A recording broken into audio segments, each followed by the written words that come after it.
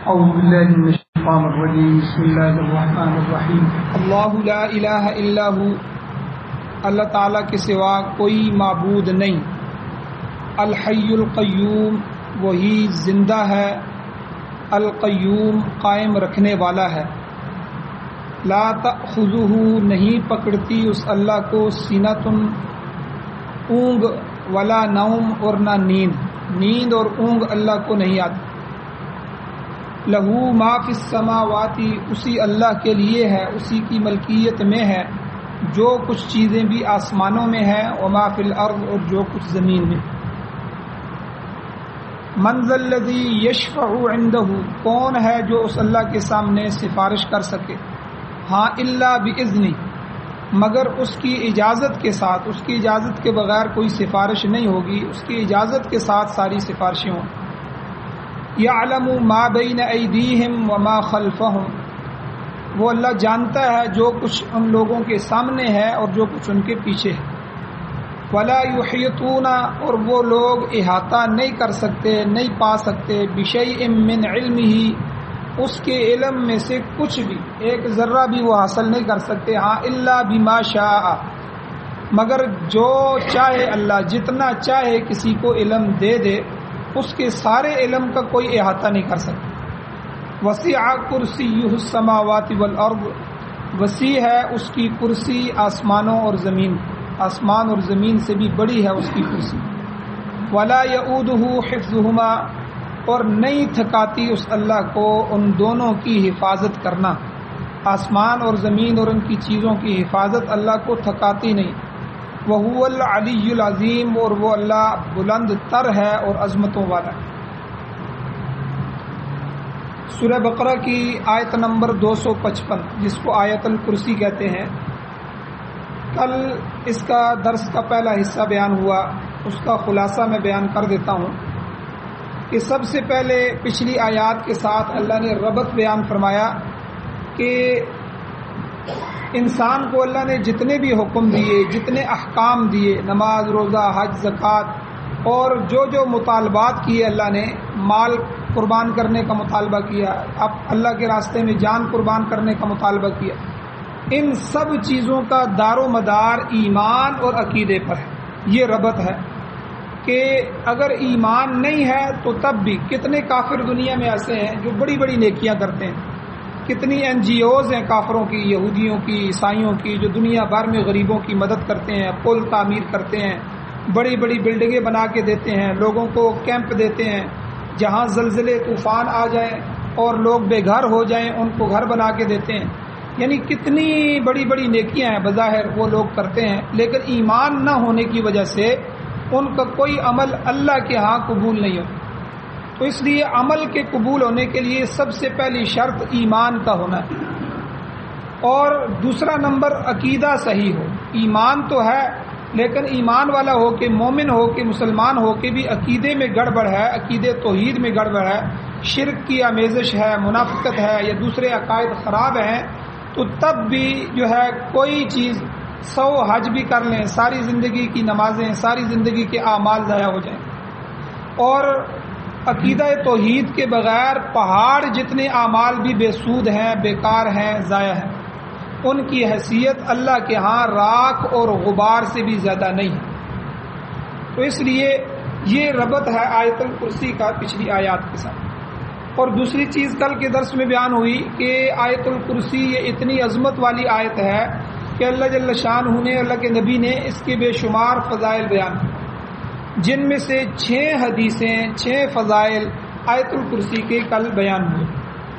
اور تیسری چیز یہ کل کے درس میں بیان ہوئی تھی کہ مفسرین، محدثین فرماتے ہیں کہ یہ جو فضائل ہیں، ہم حاصل کرنے کے لیے، فضائل حاصل کرنے کے لیے کچھ ذکر کرتے ہیں، کچھ وظیفہ کرتے ہیں، کچھ القرآن کی آیات کو مخصوص مرتبہ پڑھتے ہیں، یا جو کچھ بھی ہم کرتے ہیں یا دعا کرتے ہیں اللہ سے، ان سب فضائل کو حاصل کرنے کے لیے، ان کی دعا اور ذکر کی قبولیت کے لیے کچھ شرائط ہیں۔ وہ 4 شرطیں کل بیان ہوئی تھیں۔ سب سے پہلے جو دعا گو ہے، دعا کرنے والا ہے، فرائض کا تارک نہ ہو، فرضوں کو چھوڑنے والا نہ۔ دوسرے نمبر پر اس کا رزق حلال ہو، حرام رزق والے کی دعا قبول نہیں کی جاتی۔ چاہے جو ہے وہ کتنا ہی گڑ گڑا کے اللہ کے سامنے دعا کرے۔ تیسرا شرط یہ ہے کہ انسان حد الامکان امر بالمعروف نہی عن المنکر کرتا رہے، خود بھی نیکی پر عمل کرے، دوسروں کو بھی نیکی پر عمل کا حکم دے، خود بھی گناہ سے بچے، دوسروں کو بھی اپنے حد الامکان جتنا ممکن ہو سکے اتنا جو ہے یہ کرے۔ چوتھی شرط جو ہے کہ اللہ کے نبی نے فرمایا ان اللہ لا يقبل دعاء عن قلب غافل، اللہ غافل دل کی دعا قبول نہیں فرماتے۔ یہ نہیں کہ دعا کر رہے ہو، ہاتھ اللہ کے سامنے ہو، دیکھ گھڑی کی طرف رہا ہو، ٹھیک ہے، اور دعا اللہ سے مانگ رہا ہو، دل کہیں اور متوجہ ہو، تو ایسی غفلت والے دل کی اللہ دعا قبول نہیں۔ یہ 4 شرطیں ہیں، یہ جب 4 شرطیں پوری ہوں گی پھر اللہ جل شانہ کی طرف سے نتائج نکلیں گے، پھر اللہ ان کی جو ہے جو نتیجے ہوں گے، دعا کی قبولیت کا نتیجہ ہے، دعا کے ثمرات کا نتیجہ ہے، یہ سارے نتیجے ملیں گے۔ یہ تو کل کے درس کا خلاصہ ہے۔ آج کا درس یہ ہے کہ یہ جو آیت الکرسی ہے یہ 50 الفاظ پر مشتمل، اس کے الفاظ جو ہیں 50 الفاظ ہیں، اور دوسرے نمبر پر اس آیت الکرسی میں اللہ کی وحدانیت کے 11 دلائل موجود ہیں، 11 دلیلیں اللہ نے اپنی توحید پر دی ہیں آیت الکرسی، گویا کہ یہ مجموعہ دلائل ہے، دلائل کا مجموعہ ہے۔ تیسرے نمبر پر اس آیت کی جو فضیلت ہے ان معانی میں ہے کہ کسی چیز کا علم یا اس کا ذکر اس کے معلوم یا مذکور کے تابع ہوتا ہے، یہ بات یاد رکھیں، یعنی جو درجہ اور فضیلت کسی مذکور چیز کا ہوگا، جو ذکر ہو رہی ہوگا اس کا ہوگا، تو وہی اس کے علم اور ذکر کا ہوگا۔ جیسے جو درجہ جو ہے ڈاکٹری کا ہے وہی درجہ ڈاکٹری کے علم کا ہے، جو انجینئرنگ کا ہے وہی درجہ انجینئرنگ کے علم کا ہے، تو اسی طرح جو درجہ جو ہے قرآن کا ہے وہ قرآن کے علم حاصل کرنے کا بھی ہے، یعنی جو چیز معلوم اور مذکور ہو رہی ہے اس کے علم اور ذکر کا بھی وہی درجہ ہوگا۔ اس کی مثال سمجھے، اب قرآن جو ہے قرآن مجید میں تو بہت ساری چیزوں کا ذکر ہے۔ نمبر 1، کہیں خود قرآن پاک کے متعلق قرآن کے اندر ذکر ہے، اللہ کہتے ہیں یہ قرآن میری کتاب ہے، یہ کلام اللہ ہے، یہ قرآن مجید ہدایت ہے، ٹھیک ہے، یہ اس کو ہم نے نازل کیا ہے، ہم ہی اس کی حفاظت کرنے والے ہیں۔ کہیں ایسی آیات آتی ہیں جس میں قرآن مجید کے ہی ذکر جو ہے اور اس کی فضیلت اور اس کے بارے میں اللہ بیان فرما رہے ہیں، اور کہیں ایسی آیات ہے جن میں اللہ کے نبیوں کا ذکر ہے، یہ موسیٰ علیہ السلام کے بارے میں، عیسیٰ علیہ السلام کے بارے میں، ابراہیم علیہ السلام کے بارے میں، یہ میرے انبیاء ہیں، یہ ان کی قومیں ہیں، یہ ان کے فضائل ہیں، اللہ نے نبیوں کا ذکر فرمایا۔ کہیں اور بڑے آدمیوں کا ذکر فرمایا، کہیں آیات ایسی بھی ہیں جن میں فرعون، قارون، ہارون جو ہے حامان اور جو ہے یہ ان لوگوں کا جو ذکر آتا ہے، ان کے واقعات بیان ہوئے، کہیں اور صالحین لوگوں کا اللہ نے ذکر فرمایا، کہیں اللہ نے احکام بیان فرمائے ہیں، اور کہیں ایسا ہے کہ اللہ نے نواہی بیان فرمائے جن سے منع کیا گیا ایسی چیزوں کا ذکر ہے، کہیں ایسی آیات ہے جن میں اللہ نے انسان کی تہذیب کا بیان فرمایا، اس کے نفس اور روح کی کیفیت کا ذکر فرمایا۔ تو یعنی اس طرح قرآن مجید میں مختلف موضوعات ہیں جن کو اللہ نے بیان فرمایا۔ ان سب موضوعات میں سے ایک موضوع ایسا ہے کہ خود اللہ نے اپنا ذکر فرمایا، اللہ جل شانہ نے اپنی توحید بیان فرمائی، اپنی ذات کا تعارف کروایا، یہ بھی آیات کے اندر موجود ہے۔ تو اب کہیں ایسی آیات ہے جن میں اللہ نے اپنی صفات ذکر کی ہیں، کہیں اللہ نے صفات کمال ذکر کی ہیں، کہیں اللہ نے صفات جلال ذکر کی ہیں، کہیں اللہ نے صفات جمال ذکر کی ہیں اپنی، تو خود اللہ کی ذات کا تعارف۔ تو یہ تمام ذکروں سے افضل ہے، اللہ کا ذکر اللہ کے نبی کے ذکر سے بھی افضل ہے، نبیوں کے ذکر سے بھی افضل ہے، صالحین کے، اسی لیے کہتے ہیں حدیث میں آتا ہے افضل الذکر لا الہ الا اللہ، سب سے افضل ذکر لا الہ الا اللہ، اللہ کا ذکر ہے کہ اللہ کے سوا کوئی معبود نہیں، اللہ کے سوا کوئی معبود نہیں، اللہ ہی معبود حقیقی ہے، اللہ کی ذات کا تعارف جو ہے یہ سب ذکروں سے افضل۔ تو لہٰذا جن آیات اور جن جملوں میں اللہ کی ذات کا تعارف ہوگا، صفات کا تعارف ہوگا، وہ آیات بھی باقی آیتوں سے افضل ہوں گی۔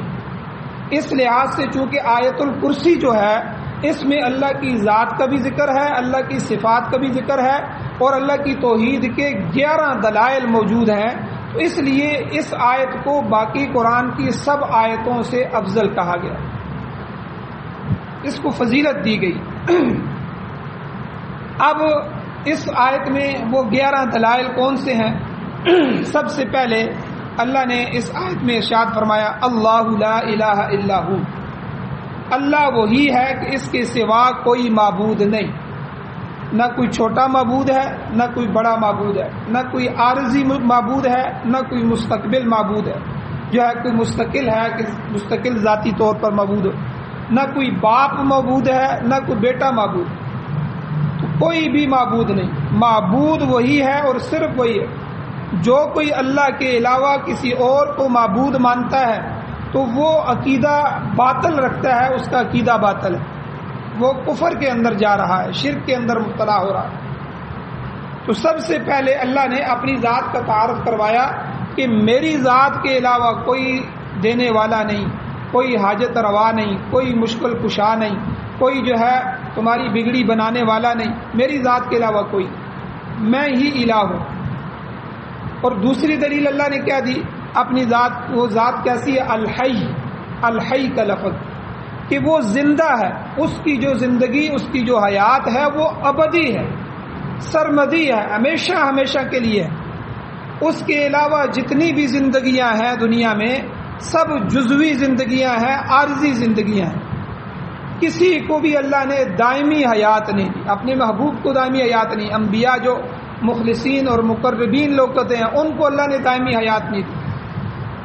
تو زندگی کا سرچشمہ وہ خدا کی ذات وحدہ لا شریک، یہ اس کی مشیت ہے، اس کی چاہت ہے، جس کو جتنی زندگی عطا کر دے، چاہے تو زندگی دے دے، چاہے تو واپس لے لے، موت دے دے۔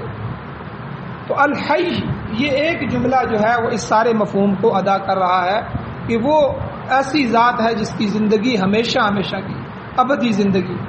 اور تیسری دلیل کیا ہے؟ القیوم، الحی القیوم، یعنی خود بھی قائم ہے اور کائنات کی باقی چیزوں کو بھی قائم رکھنے والا ہے۔ عالم بالا جو ہے، عرش، جنت، عرش، آسمان، اس سے اوپر کرسی، اس سے اللہ کی ذات اور اوپر کی مخلوقات، عرش جو ہے عالم بالا، عالم بالا سے لے کر نیچے زمین کے ذرات تک ذرہ ذرہ اس کا مالک، اس کا محافظ، اس کا نگران وہ اللہ کی ذات، وہی ان کو پیدا کرنے والا ہے، وہی جتنا عرصہ چاہے ان کو قائم رکھنے والا ہے، پھر وہی ان کو فنا کرنے والا بھی۔ تو یہاں بھی لوگوں نے کئی قسم کے عقیدے بنا رکھے ہیں۔ عیسائیوں نے عقیدہ بنایا باپ، بیٹا اور روح القدس، یعنی وہ گویا کہ نعوذ باللہ حضرت عیسیٰ علیہ السلام کا باپ اللہ کو کہتے تھے کہ اللہ کے بیٹے ہیں عیسیٰ علیہ السلام، عیسیٰ ابن مریم، ٹھیک ہے، ابن اللہ ہیں، اللہ کے بیٹے ہیں، تو اللہ کے بیٹے ہوئے تھے، اللہ ان کا باپ ہوا، اور مریم جو ہے ان کی ماں ہوئی اور اللہ کی بیوی ہوئی۔ تو انہوں نے کہا کہ یہ تینوں خدا ہیں، باپ، بیٹا اور روح القدس۔ روح القدس جو ہے چونکہ حضرت مریم کے پیٹ میں پھونک ماری تھی حضرت جبرائیل علیہ السلام نے اللہ کے حکم سے، عمل ٹھہر گیا تھا، تو بغیر باپ کے حضرت عیسیٰ علیہ السلام کو اللہ نے پیدا فرمایا، تو یہ معجزہ تھا۔ تو اس سے عیسائیوں نے، حالانکہ عیسیٰ علیہ السلام جب تک زندہ رہے اور اس کے بعد بھی 300 سال تک عقیدہ توحید رہا عیسائیوں میں، اس کے بعد گڑبڑ شروع ہوئی، یہ عقیدہ تثلیث اس کو کہتے ہیں، تین کا عقیدہ، ثلاثہ، عربی میں ثلاثہ جو ہے تین کو کہتے ہیں، عقیدہ تثلیث۔ تو یہ تین خدا گویا کہ انہوں نے بنا دیے عیسائیوں نے۔ اور اسی طرح ہندوؤں کے عقیدے کے مطابق ہندو جو ہے وہ کہتے ہیں کہ پیدا کرنے والا جو خدا ہے وہ برہما ہے، برہما، اور جو تھامنے والا ہے وہ وشنو ہے، اور اسی طرح جو فنا کرنے والا ہے، موت دینے والا ہے، وہ شیوا جی مہاراج ہیں۔ تو یعنی گویا کہ ان کے ہاں بھی بڑے خدا یہ تین ہیں، ہندوؤں کے ہاں بھی بڑے خدا تین ہیں، باقی 33 کروڑ جو ہیں خدا انہوں نے اور بنائے ہوئے ہیں وہ اس کے علاوہ۔ تو اب دیکھیں اللہ نے ایسے باطل نظریات کی تردید فرمائی، اور یہاں یہ بات واضح کر دی کہ الحی القیوم اگر ہے تو وہ وہی ذات ہے، پیدا بھی وہی کرتا ہے، پرورش بھی وہی کرتا ہے، قائم بھی وہی رکھتا ہے، پھر فنا بھی وہی کرتا ہے۔ اس کے علاوہ جتنے عقیدے ہیں وہ سب کے سب باطل ہیں۔ یہاں ایک مسئلہ اور سمجھ لیں کہ قیوم جو ہے، قیوم یہ اللہ کا ایسا نام ہے کہ یہ صرف اللہ کی ذات کے لیے، اللہ کی ذات کے علاوہ اور کوئی جو ہے کسی کو قیوم کہنا جائز نہیں۔ عبد القیوم نام رکھنا جائز ہے کہ قیوم کا بندہ، پھر جب اسے پکارا جائے تو اسے عبد القیوم ہی کہا جائے، خالی قیوم قیوم کہنا یہ جائز نہیں ہے، سخت گناہ ہے۔ اسی طرح چوتھی دلیل اللہ نے آگے دی اپنی توحید کی کہ اس مالک الملک کی ہر چیز پر نگرانی اور حفاظت بھی ہے، اور ایسی نگرانی ایسی حفاظت ہے کہ لا تأخذہ سنۃ ولا نوم، نہ اسے اونگ آتی ہے نہ اسے نیند آتی ہے۔ نیند تو انتہائی غلبے کو کہتے ہیں، انسان سو جاتا ہے اسے پتہ ہی نہیں چلتا باہر کیا ہو رہا ہے کیا نہیں ہو رہا، غفلت میں چلا جاتا ہے۔ اونگنا یعنی صرف اس طرح اونگنا تھوڑا سا، یہ اونگنا بھی اللہ کے لیے نہیں۔ وجہ کیا ہے کہ اونگ اور نیند یہ غفلت کی نشانی ہے، غفلت کی علامت، اور اونگ اور نیند اس کو آتی ہے جس کو تھکاوٹ ہو جائے اور آرام کی ضرورت پڑ جائے۔ اللہ کی ذات تو ایسی ذات ہے، وہ ایسی پاک ذات ہے، نہ وہ تھکتا ہے نہ اللہ کی ذات کو آرام کی ضرورت ہے۔ یہ تو ناتواں اور کمزور انسان ہے جو تھوڑی سی کچھ مشقت کر لے اس کے بعد تھک جاتا ہے، پھر اسے آرام کی ضرورت محسوس ہوتی ہے۔ اللہ تعالیٰ نے اس کے لیے پھر نیند جیسی نعمت جو ہے بنائی ہے۔ خود اللہ نے قرآن میں فرمایا وَالنَّوْمَ سُبَاتًا، کہ جو ہے سبات کہتے ہیں آرام، کہ ہم نے نیند کو انسان کے لیے آرام کا ذریعہ بنایا تاکہ جب محنت کرنے کے بعد تھک ہار جائے تو کچھ دیر کے لیے آرام کرے، آرام کرنے کے بعد پھر تازہ دم ہو جائے، دوبارہ کام کاج کرے اور عبادت میں مصروف ہو جائے۔ یہ تھکان، یہ کمزوری اور پھر آرام کی ضرورت یہ اللہ کی شان کے شایان شان نہیں، یاد رکھیے یہ اللہ کی شان کے منافی ہے، اس لیے وہ اللہ ان چیزوں سے پاک اور منزہ ہے۔ تو یہاں اللہ نے فرمایا لا تأخذہ سنۃ ولا نوم، اس کو اونگ اور نیند نہیں پکڑ سکتی، اس کو نہیں آتی نیند بھی اور اونگ بھی۔ یہ چوتھی دلیل اللہ نے دی اپنی توحید پر۔ پانچویں دلیل کیا ہے کہ لہو ما فی السماوات و ما فی الارض، در حقیقت زمین اور آسمان کی ہر شے اسی کی پیدا کرتا ہے، اسی کے ہی قبضہ قدرت میں ہے، اسی کی ہی مطیع ہے، اور ہر چیز میں تصرف بھی اسی کا ہے، اور اس میں اس کا کوئی شریک نہیں ہے۔ وہ ذات وہ ہے جو یصرف الامر کیف یشاء، جس طرح چاہے تصرف کرتا ہے، کسی چیز کو گھٹانا اس کو گھٹا دے، کسی چیز کو بڑھانا اس کو بڑھا دے، کسی کو بلندیاں دینا چاہے تو بلندیاں دے دے، کسی کو پستیوں میں لانا چاہے تو پست کر دے، کسی کو زندہ کرنا چاہے تو زندہ کر دے، کسی کو مارنا چاہے تو مار دے۔ یہ ساری کی ساری چیزیں اسی اللہ کے اختیار میں، ہر چیز پر اسی کا حکم چلتا ہے۔ یہ پانچویں دلیل لہو ما فی السماوات و ما فی الارض، اسی اللہ کے لیے ہے، اسی اللہ کی ملکیت میں ہے، اسی اللہ کا تصرف چلتا ہے۔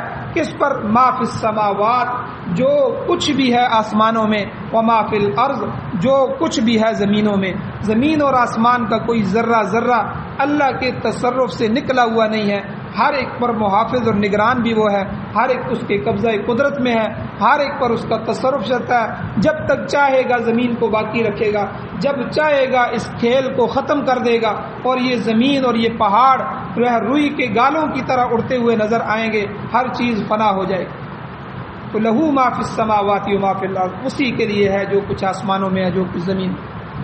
اور چھٹی دلیل کہ جب وہ قادر مطلق ہے، من ذا الذی یشفع عندہ الا باذنہ، پھر کون اس کے سامنے سفارش کر سکے گا؟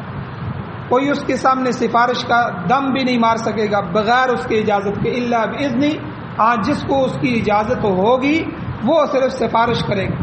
یہاں بھی سمجھ لیں مشرکوں کا یہ عقیدہ تھا، مشرکین مکہ کا، کہ یہ جو ہمارے بت ہیں لات، عزا، ہبل، منات وغیرہ وغیرہ، یہ جو انہوں نے بت بنائے ہوئے تھے، وہ کہتے تھے یہ بت اللہ کے ہاں جبری سفارش کریں گے، قہری سفارش کریں گے۔ یہ جو ہے اللہ کو، جو ہے اللہ چاہے راضی ہو یا ناراض ہو، جو ہے سفارش کر کے ضرور اللہ کو منا لیں گے۔ بلکہ جو ہے کئی مشرک ایسا بھی کہتے ہیں کہ وہ اللہ سے ہمیں چھڑا لیں گے۔ یہ دیکھیں، یہ قہری اور جبری سفارش، اللہ کہتے ہیں ایسی کوئی سفارش اللہ کے سامنے کام نہیں کرے گی۔ یہ تو مشرکین مکہ کا عقیدہ تھا، ہمارے ہاں بھی کئی مشرکوں کا اسی طرح کا عقیدہ ہے۔ یہودیوں اور عیسائیوں کا عقیدہ بھی اسی طرح۔ یہودی کہتے تھے ہم انبیاء کی اولادیں ہیں، جو ہے ہم جو ہے محفوظ لوگ ہیں، اور ہم آگ سے بچائے ہوئے لوگ ہیں، اللہ کے برگزیدہ ہیں، اللہ کے ہم خاص بندے ہیں۔ جب قیامت کا دن آئے گا تو ہمارے جو نبی ہیں وہ ہمیں اللہ سے چھڑائیں گے۔ اور ابراہیم علیہ السلام کے بارے میں ان کا عقیدہ ہے کہ جہنم کے کنارے پر کھڑے ہوں گے اور جو آدمی ہمارا آتا جائے گا وہ ایک ایک آدمی کو جہنم سے جنت کی طرف بھیجتے جائیں گے۔ دیکھیے یہ ان کا عقیدہ ہے۔